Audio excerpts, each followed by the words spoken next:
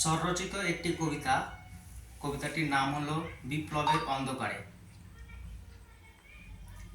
আমি আমার ভাষা নিয়ে হেঁটে যাই, প্রতিটা পদ শূন্য থেকে মহাশূন্যে।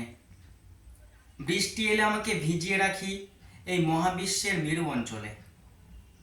আমি সাইবেরিয়া থেকে হিমালয়ের যাযাবর, সমুদ্রগুপ্তের ধারালো অস্ত্র হাতে ছুটি।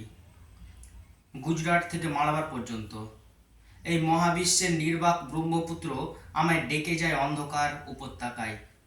আমি তো কাশ্মীরের স্পর্শকাতর সীমানা ছাড়িয়ে সুয়েজ খালের বিচিত্র সরলরেখা ছুঁতে চাই।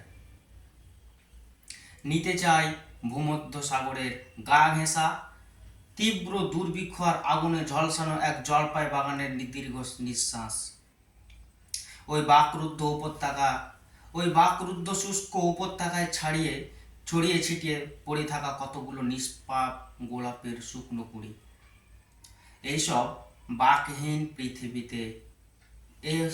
বাকহীন পৃথিবীর সাথে বাস করছি। ধন্যবাদ।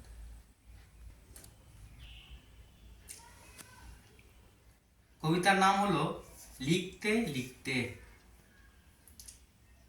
লিখতে লিখতে কলমের কালি হলো শেষ, তবুও এটা বুঝি জীবনের শেষ লেখা।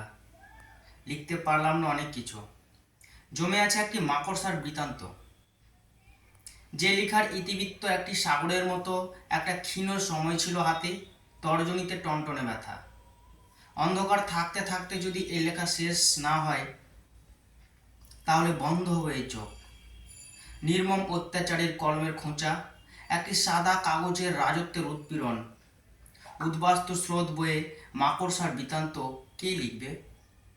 আর অন্ধকার নির্জন রাত, লিখতে লিখতে পাড়ি দেব মহাকাশে। এ স্বপ্নের অন্তরালে আমি এক আরব বেদুইন, কেবল নিঃশ্বাস, কলমের বিক্ষুব্ধ অত্যাচার সহ্য করতে করতে ঘুমাই। শক্ত করে চেপে ধরে হাত, শক্ত করো তোমার পেশি নীরবে নিভৃতে।